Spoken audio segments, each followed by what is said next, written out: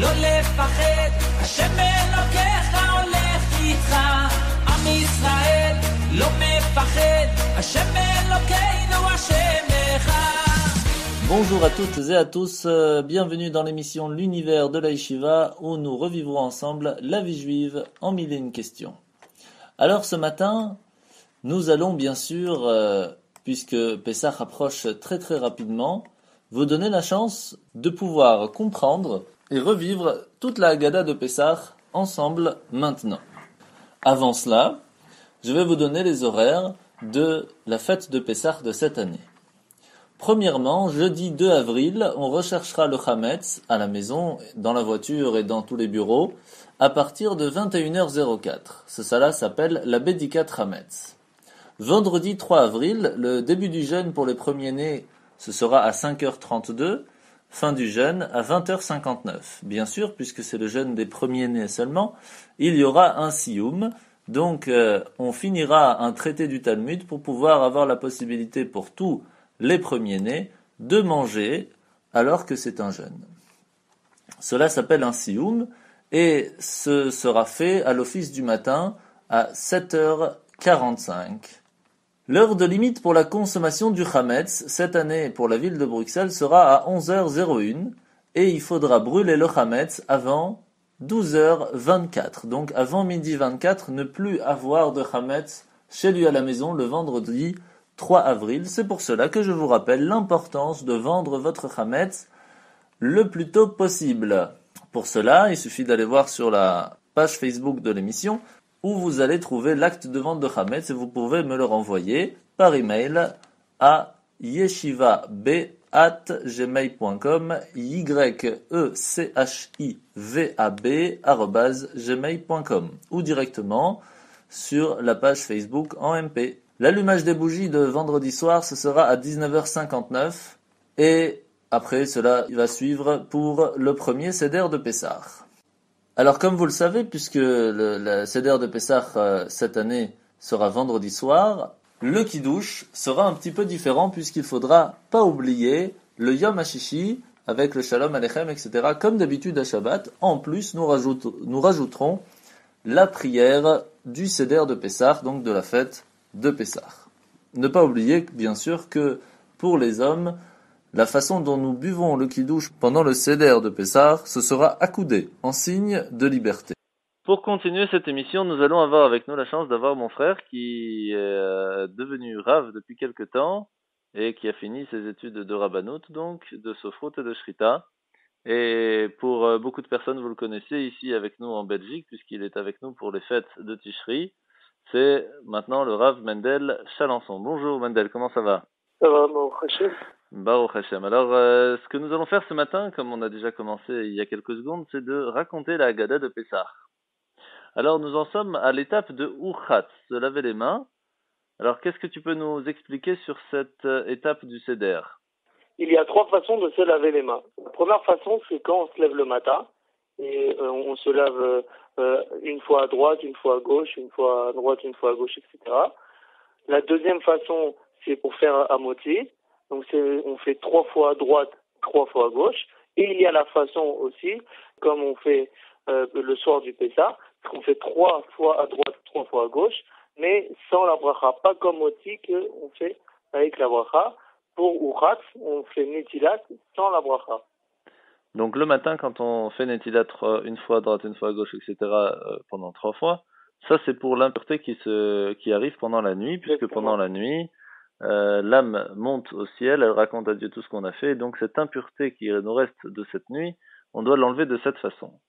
Maintenant, c'est vrai, comme tu as dit, avant de manger du pain, comme on ne veut pas que le pain puisse recevoir une impureté, quelle qu'elle soit, des mains, on se lève 3 fois à droite, 3 fois à gauche, mais avec bénédiction. Pourquoi est-ce que, dans quel cas on devrait alors sur le Netilat Yadayim comme le pain, mais sans bénédiction? Dans quel cas? C'est quand par exemple quelqu'un il veut manger un gâteau, il veut manger quelque chose avec son café et qui veut tremper son gâteau dans le café. Et ben, la halakha, elle dit qu'il faut faire Netilat. Il faut faire Netilat comme à moitié, c'est-à-dire 3 fois à droite, 3 fois à gauche, mais sans la bracha. Pourquoi? Parce que l'aliment est humide, comme dans le céleri du Pessah ou de l'oignon. Voilà, comme Karpas, que et on fait pareil exactement comme Karpas. C'est pour ça que à Karpas, enfin au Khatz, pareil, on fait pas la bracha. On fait comme un moti 3 fois à droite, 3 fois à gauche, mais sans la bracha. Sans bénédiction. Très bien, passons à la prochaine étape, à l'étape du Karpas. Donc on a dit qu'on allait prendre pour les séfarades un céleri et pour d'autres Chabad ou même Ashkenaz de temps en temps un oignon que nous allons tremper dans l'eau salée. Alors le Karpas, cet oignon, c'est pour nous rappeler bien sûr l'amertume des enfants d'Israël dans le désert, et l'eau salée, c'est pour nous rappeler les larmes des Bnei Israël. Ils ont pleuré parce qu'ils se faisaient frapper par les Égyptiens, donc ils pleuraient pour nous rappeler que les Bnei Israël ils pleuraient. Très bien. Alors nous allons faire maintenant bien sûr la bénédiction avant de manger le céleri ou l'oignon, qui est le Boré Peri à Adama. Et il est très important bien sûr de se penser à se rendre quitte sur le maror que nous allons manger un peu plus tard. Alors la prochaine étape, c'est Yachat. Nous allons casser donc la matzah du milieu. Alors comme on le sait, on a 3 matzot dans le Seder de Pessah. Pourquoi 3 matzot? Cohen, Lévi, Israël. Pour le Cohen et Lévi, Israël, et bien sûr pour Abraham, Yitzhak et Yaakov. Donc pour ces 3 grands patriarches et les 3 niveaux dans le peuple juif, nous avons ces 3 matzot. Alors nous allons prendre celle du milieu, nous allons la casser en 2. En 2, et on prend le gros morceau, on le coupe en 5, et on le cache pour la ficomane. On le mangera un peu plus tard au Seder. Alors là, j'imagine que tous les enfants sont déjà prêts à aller chercher cette matzah pour recevoir les cadeaux. Alors bien sûr, chacun sa coutume. Il y en a qui gardent simplement dans un sac, il y en a qui le coupent en 5, il y en a qui le gardent en un seul morceau. Ce qui est important en tout cas, c'est de le cacher et de faire attention de ne pas le trouver jusqu'à la fin du Seder de Pessah.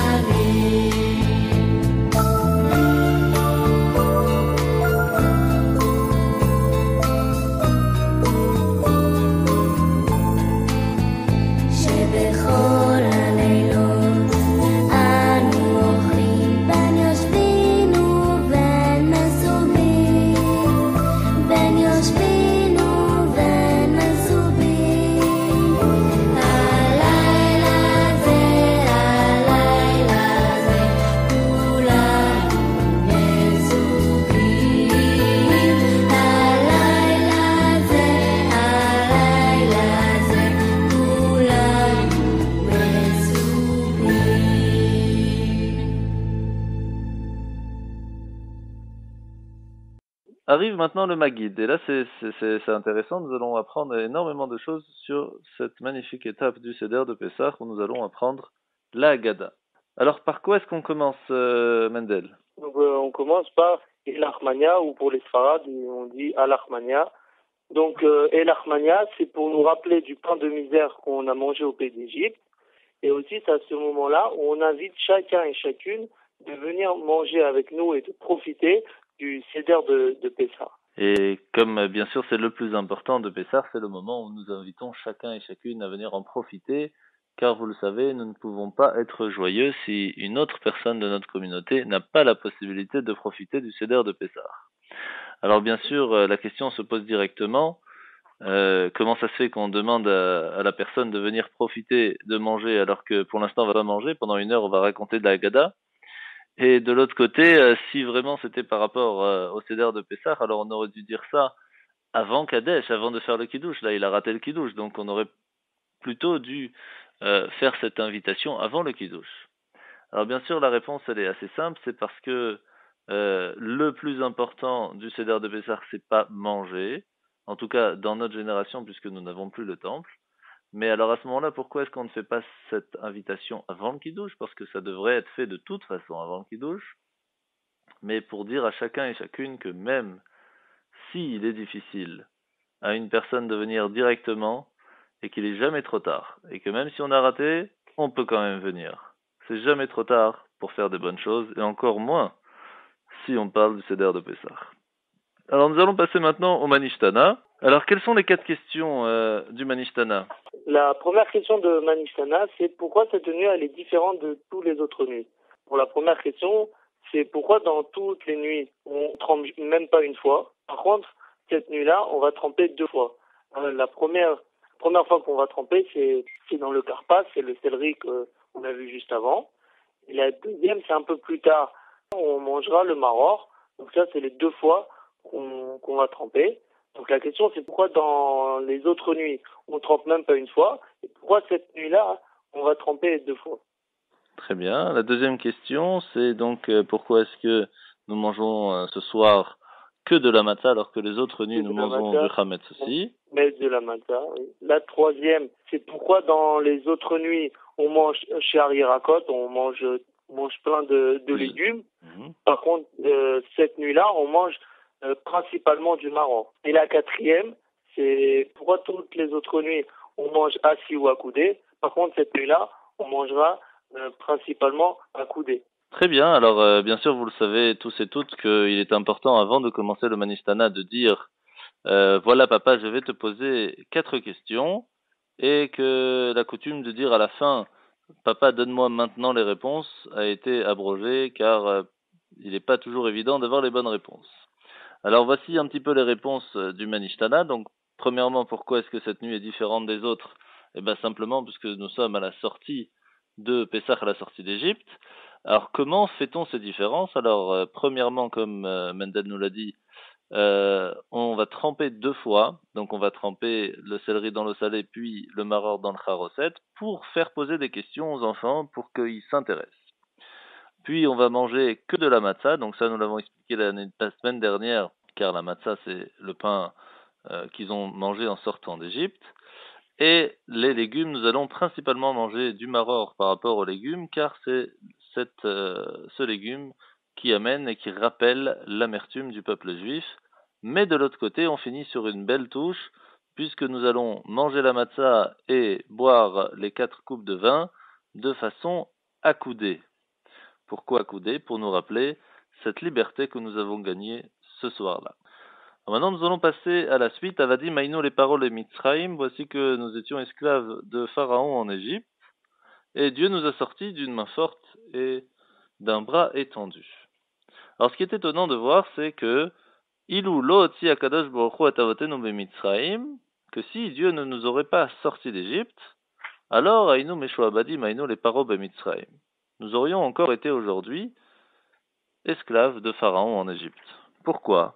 Ah oui, tout à fait. Étant donné que les Hébreux, ils ont servi Pharaon, il a eu le pouvoir grâce au Israël. Et c'est sûr que si ils auraient été encore travaillés, ils auraient été encore en Égypte, Pharaon, il aurait été toujours en pouvoir. Et oui, et c'est pour cela que, comme vous le savez, il y a malheureusement les enfants d'Israël à ce moment-là, les Hébreux, ont été dans un niveau d'impureté et de bêtise assez élevé. Et comme vous le savez, il y a eu, grâce à plusieurs détails qu'ils ont réussi à garder, comme leurs habits, leur langue et leur nom en hébreu. Et c'est grâce à ça que ils ont pu sortir. Mais il faut savoir que malheureusement, ils étaient arrivés très très bas. Et c'était vraiment à une seconde près que si Dieu ne les avait pas sortis d'Égypte à ce moment-là, on aurait pu encore malheureusement être esclaves, pas seulement de Pharaon en Égypte, mais de notre Égypte à nous. Car comme il faut le savoir, ce soir, nous sortons d'Égypte, le soir du Seder. Mais pas seulement de l'Égypte physique, mais aussi et surtout de cette Égypte morale, de cette Égypte spirituelle que nous avons en chacun. Et c'est ça qu'il est important de souligner à la fête de Pessah, que nous essayons de sortir de notre Égypte, de sortir de nos blocages que nous nous mettons nous-mêmes. Alors, à partir de ce moment-là, on nous dit dans la Haggadah, Vechol amarbe, les saper b'yetziat Mitzrayim erezeh meshubach. Toute personne, que ce soit un Kohen, un Lévi, un converti, tout le monde va devoir raconter un maximum de la sortie d'Égypte.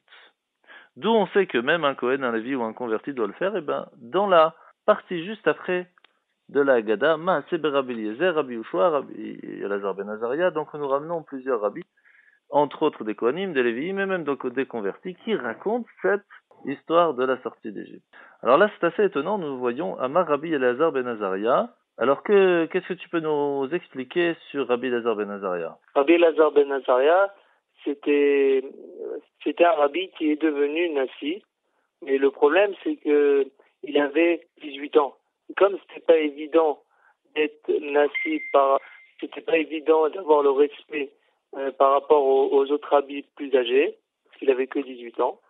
Donc Dieu, qu'est-ce qu'il lui a fait? Pendant la nuit, il lui a fait pousser une barbe qui ressemblait à un rabbi de 70 ans. Et qu'est-ce qu'il nous dit Rabbi Elazar ben Azaria? Qu'il a compris grâce à un grand rabbi qui s'appelait Ben Zoma qu'il fallait raconter la sortie d'Égypte, pas seulement dans la journée, car il est écrit Leman tiskor et yom tzetecha meretz Mitzrayim. Il faut se rappeler de la sortie d'Égypte tous les jours de ta vie. Mais comme il est écrit tous les jours de ta vie, de là on comprend que c'est pas seulement la journée, mais aussi la nuit.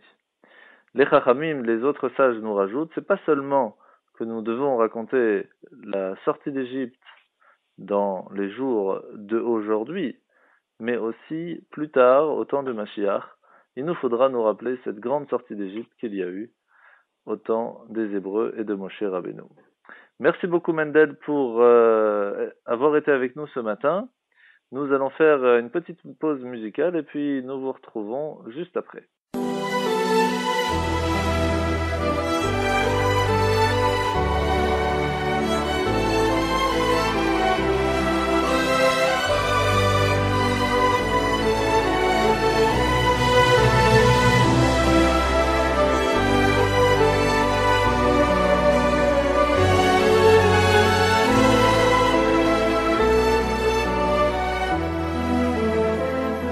והיא שעמדה לאבותינו, והיא שעמדה לאבותינו ולנו, שלא אחד בלבד עמד עלינו לכלותנו,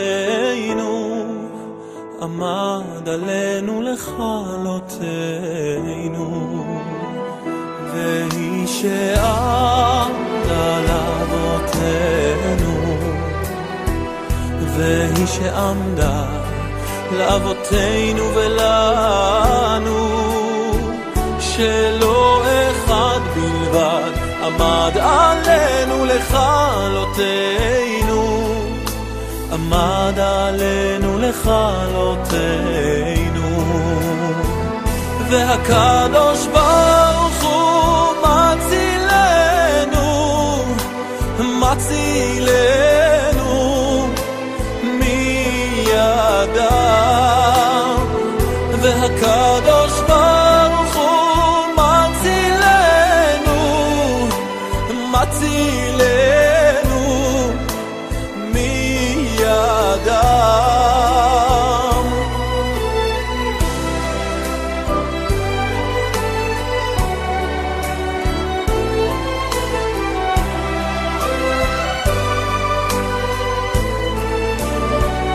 והיא שעמדה לאבותינו, והיא שעמדה לאבותינו ולנו, שלא אחד בלבד עמד עלינו לכלותנו, עמד עלינו לכלותנו. והקדוש ברוך הוא מצילנו, מצילנו מידם. והקדוש ברוך הוא מצילנו, מצילנו מידם. שלא אחד בלבד עמד עלינו לכלותנו, לכלותנו. והקדוש ברוך הוא מצילנו, הקדוש ברוך הוא מצילנו מידם.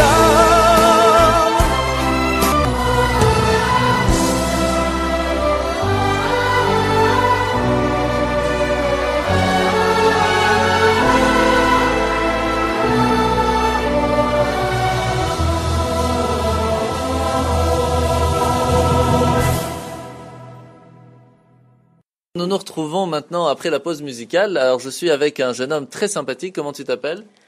Bonjour, mon prénom est Benjamin. Bonjour Benjamin. Alors nous sommes bien sûr ce matin pour raconter la Haggadah de Pessah. Alors nous arrivons à un moment crucial dans la Haggadah, les 4 fils de la Haggadah. Est-ce que tu as une question sur ces 4 fils ? Donc oui, je vois la question, mais je ne comprends pas exactement les questions et les réponses. Alors, voyons voir la question du Chacham, du sage. Ma edut va'chukim va'mishpatim asher tziva Hashem Elokeinu etrem. Quels sont les préceptes, les lois, les commandements qu'Hashem, notre Dieu, vous a ordonnés? Et juste après, on voit que le Racha pose aussi la question, Ma avoda azot lachem. Qu'est-ce que vous faites? Et qu'est-ce qu'on lui répond? On lui répond, si tu dis qu'est-ce que vous faites, ça veut dire que tu te renies du peuple, comme si toi tu ne veux pas faire. Alors, si tu aurais été en Égypte, tu ne serais pas sorti. Mais pourtant le Chacham dit la même chose. Comment ça, il dit la même chose? Mais il dit c'est quoi ces lois, ces préceptes que Dieu vous a ordonnés? Eh oui, tu as tout à fait raison. Il dit que Dieu vous a ordonné. Mais, il faut pas oublier un détail important, il dit quand même notre Dieu qui vous a ordonné. Pour l'instant, il n'est pas prêt à faire parce qu'il n'a pas encore tout compris, mais il dit notre Dieu, il ne renie pas ce qu'il est. Mais je ne comprends pas du tout la réponse du Chacham. Il nous dit, après la ficomane, il faut plus manger. Quel est le rapport avec la question? Très bonne question. Première réponse, la plus simple, c'est pour nous dire que des fois on ne peut pas spécialement comprendre la raison, mais à partir du moment où on écoute la volonté divine qui nous dit qu'après la ficomane il ne faut pas manger, simplement parce qu'il l'a dit, à ce moment-là, c'est comme ça qu'on peut s'attacher avec Dieu parce qu'il nous l'a demandé. Et c'est un petit peu simple comme réponse. D'abord, pour ça, il faut comprendre quelle est vraiment la question du Chacham. Si c'est un Chacham, si c'est quelqu'un d'intelligent, il a quand même des connaissances. Donc ça veut dire quoi? C'est quoi ces lois, ces préceptes? Il connaît. Alors c'est quoi sa question? La question du Chacham ne vient pas pour poser une question sur une mitzvah. Quel est ce commandement? Comment est-ce qu'on doit le faire? Pourquoi est-ce qu'on doit le faire? Ça, il connaît. C'est un Chacham. C'est un sage. La question qui vient poser, c'est comment, en mangeant un morceau de matzah, alors on va s'attacher avec Dieu? Comment, avec un truc matériel, comment, en prenant de la peau de bête et en faisant des lanières de téphilines, on peut s'attacher avec Dieu? Comment, quand je vais prendre un animal et je vais l'amener au temple et je vais le faire en sacrifice, grâce à ça, je vais m'attacher avec Dieu? Est-ce que Dieu, il a besoin de manger? Est-ce que Dieu, il a besoin qu'on va mettre des téphilines? Est-ce qu'il a besoin qu'on allume des bougies avec de la cire? Est-ce qu'il a besoin de voir des bougies sur de l'huile? Ça lui change quelque chose à Dieu? C'est ça la question du Chacham. comment je peux, avec des commandements, des préceptes et des lois qui sont tout à fait matériels, avec ces choses-là, je peux m'attacher à Dieu. Incompréhensible. Et qu'est-ce qu'on lui répond? On lui répond qu'après la ficomane, tu peux plus manger. Qu'est-ce que ça veut dire? Que, comme par exemple, un enfant de 2-3 ans qui rentre à la maison, et qu'il dit à son papa ou sa maman, regarde papa, je te fais un beau dessin. Et qu'est-ce qu'il a fait? Un super gribouillage. Mais le papa, il reçoit ce dessin, et il est tout heureux. Waouh, ma fille, mon fils, magnifique ton dessin, il est extraordinaire, quel kiff de voir, c'est super. 2 secondes après, il est déjà dans la poubelle. Mais pourtant, le père, il a kiffé, il a vraiment profité de voir ce dessin. Comment ça se fait? C'est pas le dessin qu'il a kiffé. C'est le plaisir de voir que son enfant a pensé à lui pendant 1 seconde dans la journée. Et qu'il s'est dit, je vais faire plaisir à mon père, je vais faire plaisir à ma mère, je vais prendre un moment dans ma journée et je vais lui faire un dessin. Qu'est-ce qui fait le plus plaisir aux parents? C'est de voir que l'enfant a pensé à lui pendant la journée. Donc à partir du moment où une personne se dit, j'ai envie de faire plaisir à Dieu, je vais prendre ces lanières de téphilines et je vais les mettre. Je vais faire la bénédiction et je vais prier, je vais lui parler. À ce moment-là, il fait plaisir à Dieu. Pourquoi il fait plaisir à Dieu? Parce qu'il a fait exactement ce que Dieu lui a demandé. Si un enfant vient chez son père et lui dit « Papa, tu sais, j'ai débarrassé la table » et que c'était le moment d'aller dormir, qu'est-ce qu'il va lui dire? « Je suis pas content. C'est pas ça que je t'ai demandé. Je t'ai demandé maintenant d'aller dormir. » S'il va dormir et que 5 minutes après il lui dit « Papa, je suis au lit, tu sais, je suis prêt », il va être heureux. Donc Dieu, il nous dit « Pour me faire plaisir, voici les choses que on peut faire pour me faire plaisir. » Et il nous a donné plein. Pourquoi plein? Pour nous donner le choix de pouvoir lui donner un maximum de plaisir. Donc pour lui faire plaisir, ce qu'il nous demande, c'est de faire ses lois, ses préceptes et ses commandements au moment opportun et de la meilleure façon qui soit. Parce que quand on vient voir son père et lui dit « Papa, je me suis donné à fond pour te faire un beau dessin. » Et qu'on s'est vraiment donné à fond pour faire un beau dessin, même s'il n'est pas beau, ça se sent dans le dessin. Quand on vient pour dire à Dieu, je vais te faire plaisir, je vais faire ce commandement le plus beau possible, même si en fin de compte on l'a raté complètement, mais Dieu, ce qu'il va voir, c'est le cœur qu'on a mis à l'intérieur. Et c'est exactement ça qu'on lui dit à ce chacham sur cette question. Après la ficomane, il faut plus manger. Ça même que tu as compris et tu vas le faire, que tu vas plus manger après avoir mangé la ficomane, et que tu as mangé la ficomane de la meilleure façon qui soit, c'est ça qui lui fait plaisir. Pas parce que tu as compris, parce que peut-être c'est bien de manger après, pas de ta logique, non. Parce qu'il t'a demandé de faire comme ça, tu le fais, ça lui fait plaisir. Ça, c'est la réponse qu'on donne au chacham. Nous arrivons maintenant au passage de Tseoulmad où nous rapportons cette histoire que Lavan, l'araméen, on appelle l'araméen parce qu'il est ramaï, il a voulu ruser et il a voulu tuer notre cher ancêtre Yaakov Avinu, Jacob. Et Paro, lui, n'a pas voulu tuer tout le monde, mais seulement les petits garçons. Mais quel est le rapport entre Esav et Yaakov? Qu'est-ce que ça nous sert de savoir ça aujourd'hui? Très très bonne question. Alors il faut savoir, comme on l'a dit juste avant dans le Veïché Hamda, que c'est une preuve pour nous ramener encore jusqu'à aujourd'hui que quelque personne qu'il soit, qu'il vienne et qu'il veuille tuer le peuple juif, dans chaque génération il y en aura un, et dans chaque génération il y aura quelqu'un qui nous sauvera, et Dieu sera toujours présent. Dans la Haggadah, on ne parle pas beaucoup de comment c'était en Égypte. Est-ce que maintenant on peut en parler? Très très bien, bien sûr, surtout que ça tombe très bien. Nous commençons maintenant, on va Yered Mitzrayma au moment où les enfants d'Israël descendent en Égypte, et donc voici comment était l'esclavage égyptien.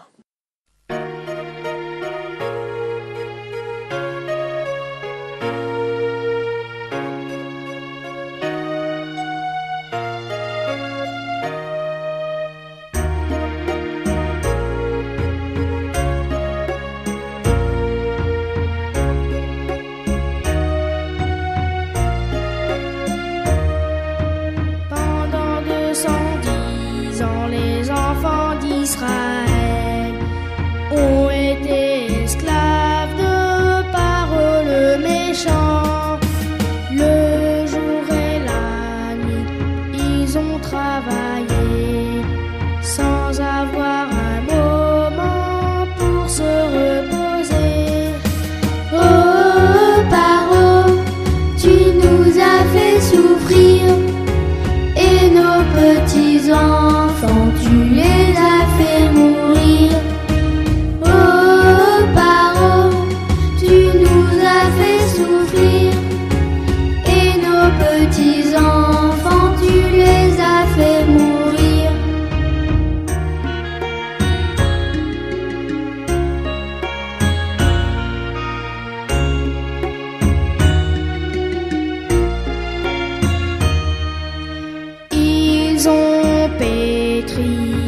paille et l'argile pour faire des briques et construire des villes. Dans leur maison, il a envoyé ses brigadiers avec leurs fouets. Oh, paro, tu nous as fait souffrir, et nos petits-enfants, tu les as fait mourir. Oh, paro, tu nous as fait souffrir, et nos petits-enfants, tu les as fait mourir.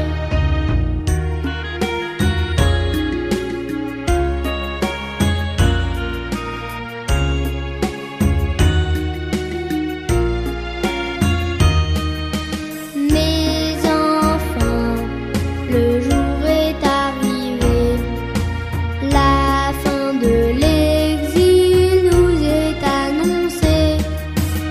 Hachem contre eux, tu t'es retourné, et 10 plaies tu leur as infligé. Oh, paro, tu nous as fait souffrir, mais cette fois c'est ton peuple qui va en pâtir.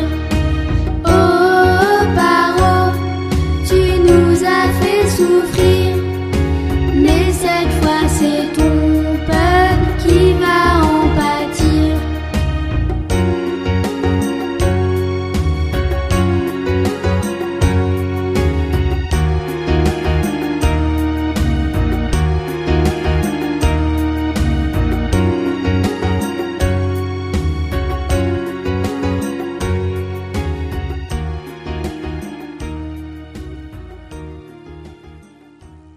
Eh bien voilà une bonne réponse qui a été expliquée en chanson. J'espère que vous avez bien tous compris cet esclavage égyptien qui était très difficile, qu'ils ne pouvaient pas dormir, ils ne les laissaient pas se reposer, ils ne les laissaient pas se doucher, ils ne les laissaient pas vivre. Et pendant 210 ans, malheureusement, les Hébreux ont été esclaves en Égypte. Nous allons parler maintenant des 10 plaies. Mais il y a un truc que je comprends pas. Pourquoi tu leur as envoyé ça? Pourquoi il leur a envoyé les 10 plaies? Simplement pour obliger Pharaon à sortir le peuple juif. Mais pourquoi spécialement ces plaies et pas autre chose? Alors dis-moi, on va en parler. Quelle est la première plaie? Le sang. Très bien. Pourquoi le sang? Simplement parce qu'il a tué beaucoup de peuples juifs et malheureusement aussi beaucoup les enfants. Donc pour le Mida, Keneged Mida, pour le donner exactement ce qu'il a donné, alors on lui a donné la première plaie, la plaie du sang. Et la deuxième, c'est quoi? Les grenouilles.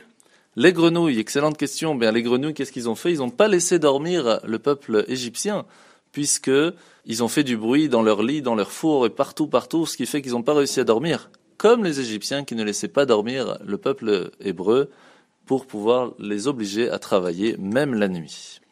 Et la troisième, c'est quoi? L'époux. L'époux, alors l'époux, bien sûr, c'est parce qu'ils ne laissaient même pas le temps aux Hébreux de pouvoir se laver. Et donc, de la même façon, ils ne les laissaient pas se laver avec l'époux. Qu'est-ce qui se passe après? C'est quoi la quatrième? C'est les bêtes sauvages. Les bêtes sauvages, bien sûr, puisque le peuple égyptien envoyait les Hébreux dans la forêt, dans les champs, seuls, pour pouvoir aller chercher le foin et la paille pour pouvoir faire les briques. Et malheureusement, il y avait aussi souvent des bêtes sauvages. Et c'est pour cela qu'il a envoyé aussi des bêtes sauvages pour les punir. Qu'est-ce qu'on a juste après? La peste. Parce qu'ils envoyaient les enfants d'Israël dans les collines et le désert pour faire paître leur bétail afin de les empêcher d'avoir des enfants. Par ailleurs, les Égyptiens attelaient leurs charrues avec les bêtes des Hébreux afin de ménager les leurs. Et 90% des bêtes égyptiennes moururent à cause de cette plaie. Après, nous avons les ulcères. Alors pourquoi est-ce que Hachem frappa les Égyptiens en les couvrant d'ulcères? Parce qu'il demandait aux enfants d'Israël de leur chauffer ou de leur refroidir les eaux de leur maison de bain. Et à présent qu'ils étaient remplis d'ulcères, ils ne pouvaient ni toucher ni l'eau froide ni l'eau chaude. Il faut savoir qu'à la fin de cette plaie, l'esclavage prit fin définitivement. Qu'est-ce que nous avons juste après? La grêle. Alors pourquoi est-ce que Hachem envoya la plaie de la grêle? Alors cette plaie détruisit tous les plants d'arbres des Égyptiens pour les punir de les avoir obligés, les Bnei Israël, de planter des jardins et des potagers. Il faut savoir que la grêle qui frappa en Égypte, au début il y avait que des éclairs, le tonnerre, la terre tremblait, mais c'était pas de la pluie qui tombait, c'était vraiment des pierres avec du feu qui sortait de là. Et pourquoi? Parce que comme les enfants d'Israël ont été frappés sans pitié, alors à présent la grêle frappait aussi les Égyptiens. Et les sauterelles, et l'obscurité, et la mort des premiers-nés. Pourquoi cette plaie des sauterelles d'abord? Parce qu'ils avaient obligé les enfants d'Israël à planter du blé, des fèves, des lentilles, toutes sortes de graines, et tout cela pour eux les Égyptiens seulement. Les enfants d'Israël ne pouvaient pas manger. Ainsi les sauterelles ont dévoré tout ce qu'ils avaient planté. Aussi, les Égyptiens avaient volé la récolte des Hébreux. Ainsi, les sauterelles détruisaient leur récolte. Pourquoi la plaie des ténèbres? Eh bien, les Égyptiens furent frappés de cette plaie parce qu'ils avaient fait travailler les Hébreux depuis le petit jour jusqu'aux heures avancées de la nuit. Les Hébreux aussi avaient été obligés de porter des torches sur leur tête afin de éclairer les Égyptiens et devaient rester debout pendant tout ce temps.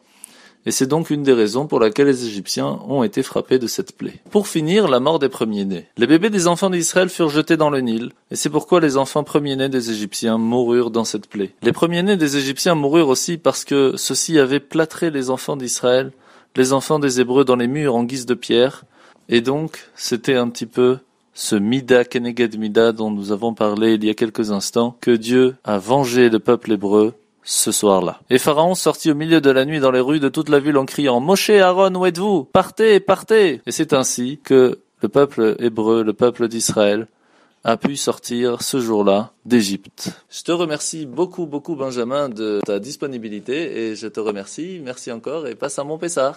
Merci beaucoup. À bientôt. À bientôt.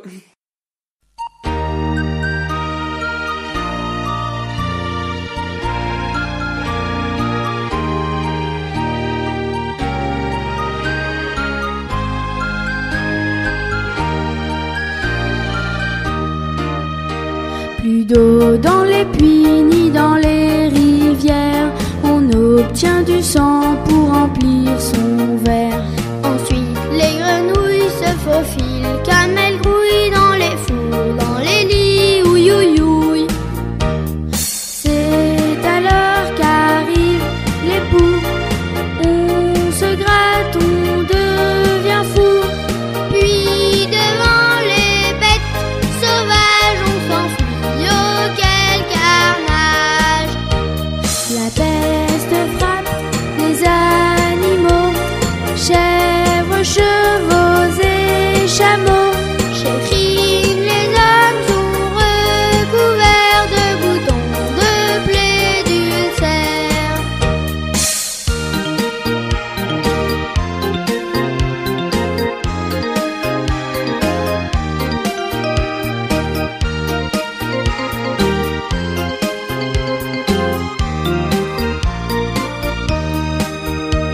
Barat, c'est la grêle qui descend du ciel. Le feu et la glace se sont réunis. Poussés par le vent, s'abattent les sauterelles ravageant, dévastant le pays. Pour les Égyptiens, l'obscurité, ils ne peuvent voir ni bouger. Avec la mort des premiers-nés, sonne l'heure de la liberté.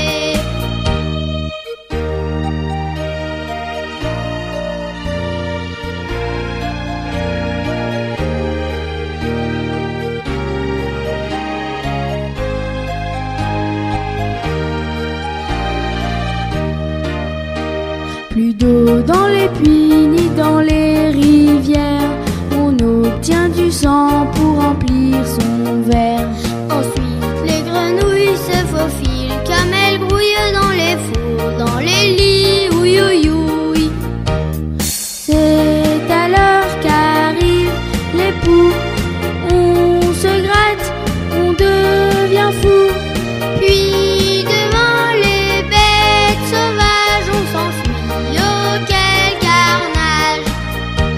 La peste frappe les animaux, chèvres, chevaux et chameaux.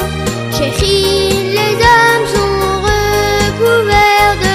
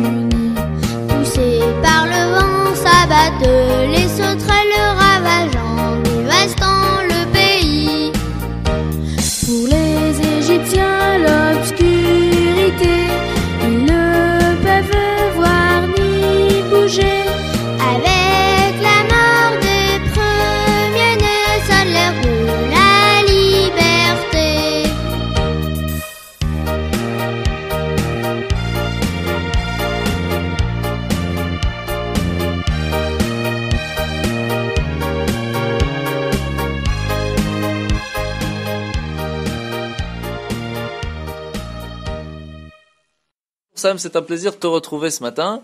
Alors, tu as une question sur la partie de Dayenu, je t'écoute. Oui, donc en fait, moi, je voulais savoir, il y avait quelque chose que je trouvais un peu bizarre, parce que oui, c'est vrai, j'aurais compris si on arrive, si on sort d'Égypte, oui, et enfin sans tous les miracles, etc. Mais je comprends pas pourquoi on se retrouve devant le mont Sinaï sans aucune mitzvah et sans qu'on nous donne la Torah. Ça paraît un peu bizarre. Alors oui, je comprends tout à fait ta question. Comment c'est possible qu'on puisse dire que si on se retrouve devant le mont Sinaï après qu'on est sorti d'Égypte et qu'on ne reçoit pas la Torah, ça nous aurait suffi? C'est quand même le but final de recevoir la Torah. Alors premièrement, il faut savoir que le rabbi nous explique que quand on dit Dayenu, il faut pas traduire ça seulement par oui, ça nous aurait suffi. C'est pour nous raconter et pour nous expliquer que chaque étape dans notre vie est importante. Et que même si on arrive à un jour où on a fait une étape dans notre vie et qu'on dit Dayenu, ça nous aurait suffi, eh bien c'est pour nous faire comprendre que non. Il y a encore une autre étape. Et même après cette étape où on comprend et on se dit Dayenu, ça nous aurait suffi, eh bien non, il y a encore une autre. Pour qu'à la fin on puisse recevoir la Torah, rentrer en Israël et reconstruire le temple. Mais par rapport au sens simple, c'est sûr que la question reste. Alors pour expliquer cette question, comment ça se fait qu'on puisse dire dans le sens simple, on se retrouve devant le mont Sinaï et on n'a pas eu besoin de recevoir la Torah? En fait, c'est tout à fait simple à comprendre. Imaginez-vous voir les 10 plaies d'Égypte. Imaginez-vous sortir d'Égypte. Imaginez-vous voir l'ouverture de la mer Rouge. Imaginez-vous la manne qui tombe du ciel, le puits de Myriam. Imaginez-vous ressentir la sainteté divine devant le mont Sinaï. Est-ce que vous avez besoin de la Torah pour faire la volonté divine? Est-ce que vous avez vraiment besoin de toutes ces directives? À ce moment-là, quand ils étaient devant le mont Sinaï, ils étaient d'un niveau tellement extraordinaire, tellement ils avaient vécu avec Dieu, qu'ils n'avaient pas besoin de recevoir la Torah pour faire sa volonté. Mais en fin de compte, on a vu avec l'histoire du veau d'or que ça n'avait pas suffi, et c'est pour cela qu'en fin de compte, on a reçu les 2 tables de la loi, et heureusement, Baruch Hashem, nous avons pu rentrer dans la terre d'Israël, et bien plus tard, avec le roi Salomon, nous avons pu construire le temple.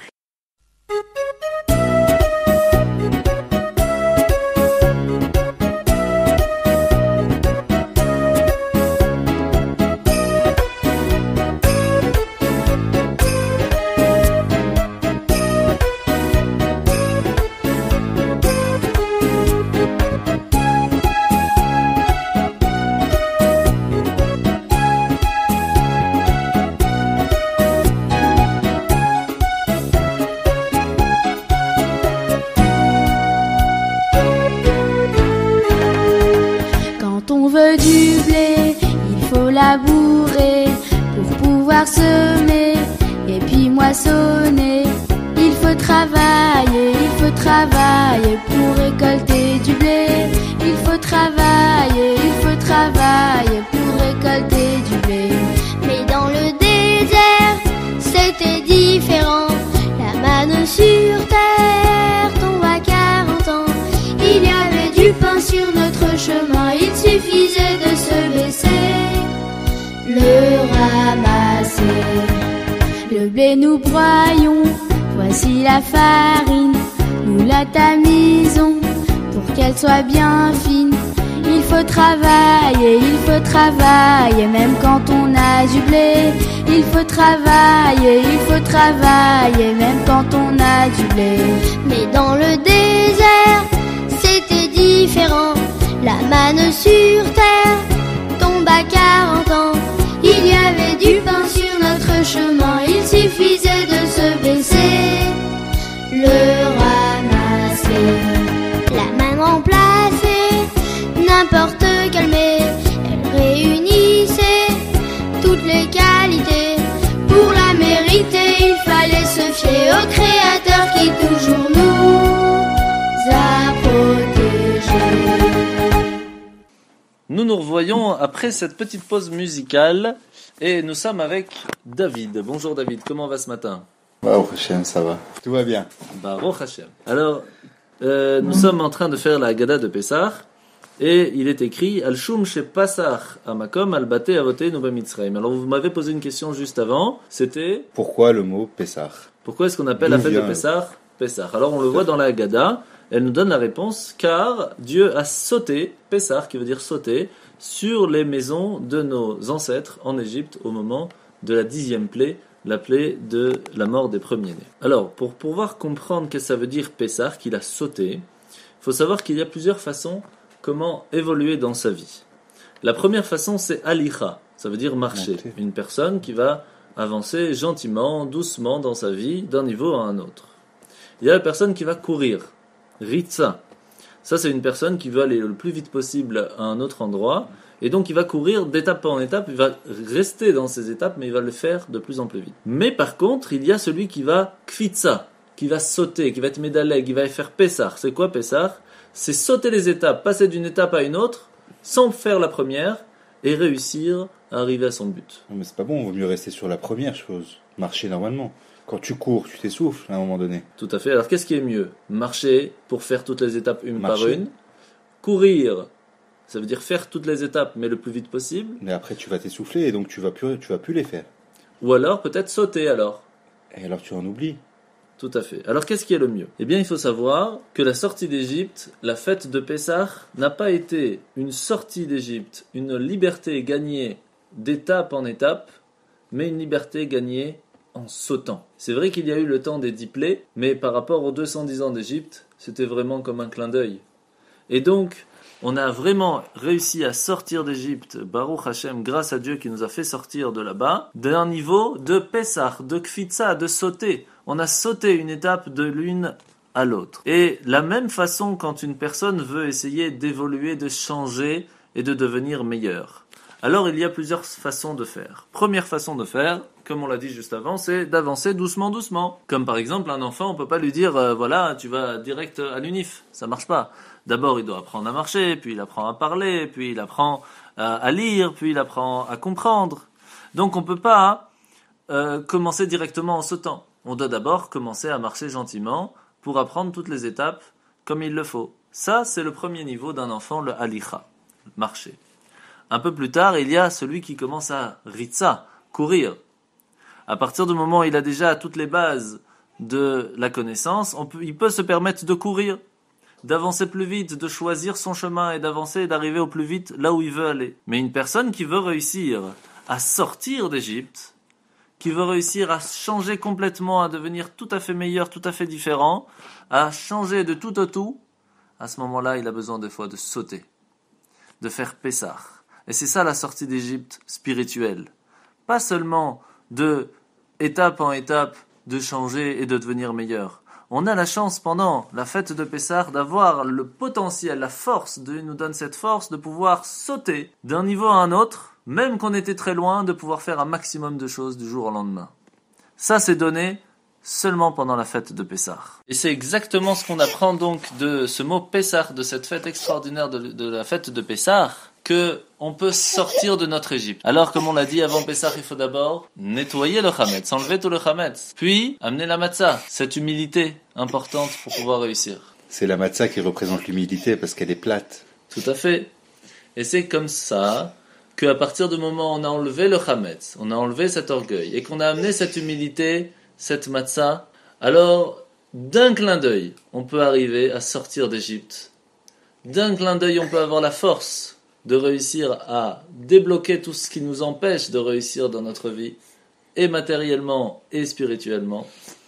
Et Bezrat Hashem, comme il est écrit, Lo igvem afilu ke'eref ayin, qu'Akadosh Baruch Hu nous sortira de cet exil en un clin d'œil, et un Bezrat Hashem, qu'il va sauter les étapes et qu'il nous sortira au plus vite et qu'il nous amènera tous en Eretz Israël. Bezrat Hashem, on va faire des efforts et on va réussir à l'amener au plus vite. Amen.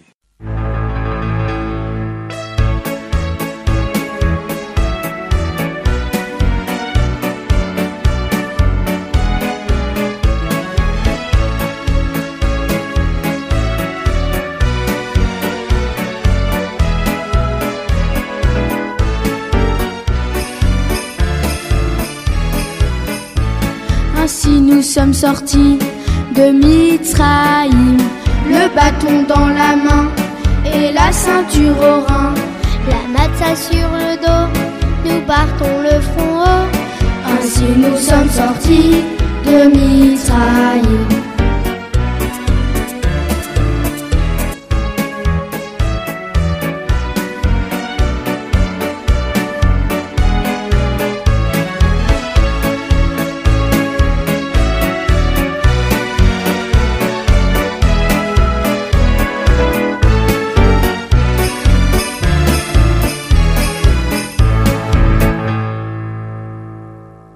Ainsi que finit notre émission, c'était un plaisir d'être avec vous, chers invités, ce matin. Alors, ce Shabbat, nous allons lire la parashat Tzav, et ce sera aussi le Shabbat à Gadol, comme nous en avons parlé il y a quelques instants.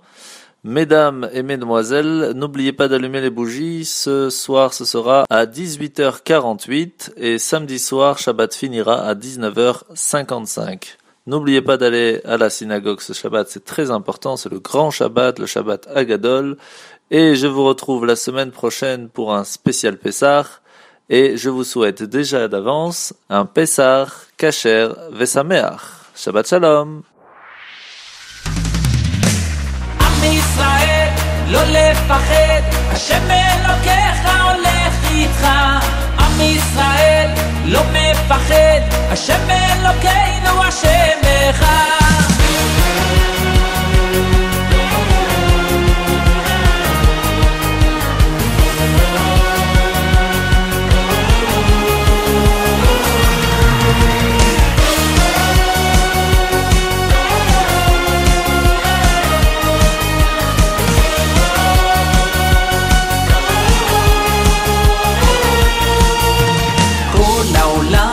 גשר צר, והעיקר לא לפחד כלל, ומלמעלה הוא שומר, צר ואויב לא יתקרב, אח לאח ויד ביד, ישראל זה עם אחד, ומלמעלה הוא עוזר, שומר שומר ישראל.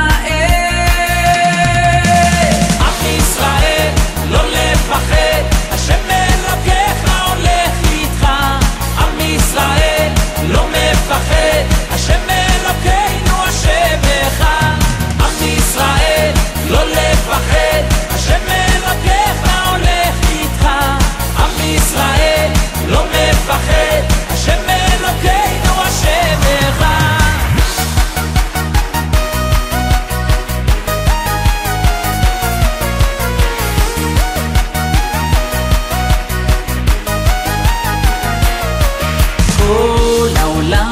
גשר צר, והעיקר לא לפחד כלל, ומלמעלה הוא שומר, צר ואויב לא יתקרב, אח לאח ויד ביד, ישראל זה עם אחד, ומלמעלה הוא עוזר, שומר שומר ישראל.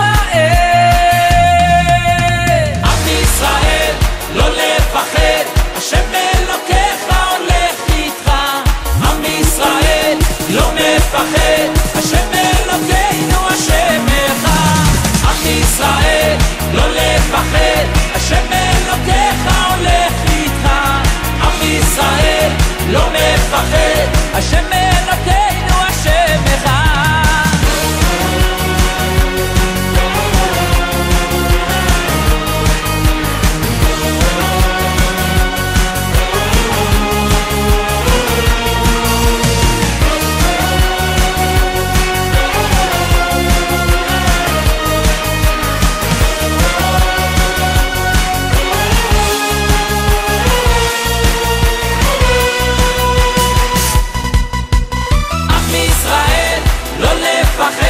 השם אלוקיך הולך איתך.